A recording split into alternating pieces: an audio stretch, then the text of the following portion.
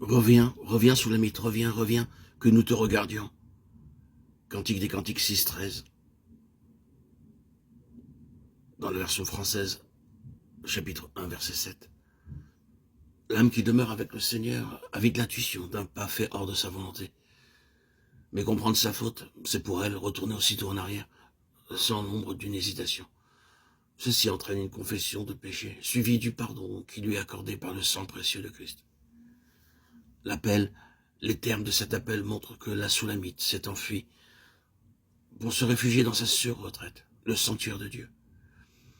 Il était impossible de rester un instant de plus loin de son bien-aimé, malgré ceux qui essaient de la retenir. Cachée dans l'attente du souverain, elle entend les appels, les clameurs.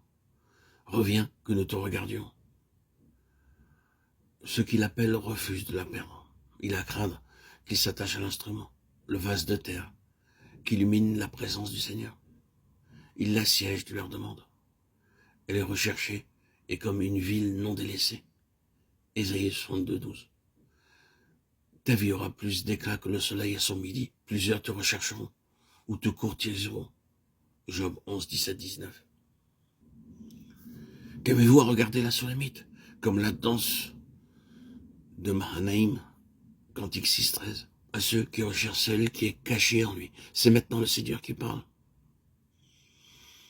Tout est nu et découvert aux yeux de celui à qui nous devons rendre compte. Hébreux 4-13. Pourquoi regardez-vous la Soulamite? Quels sont vos motifs? Serait-ce elle que vous recherchez ou son Seigneur?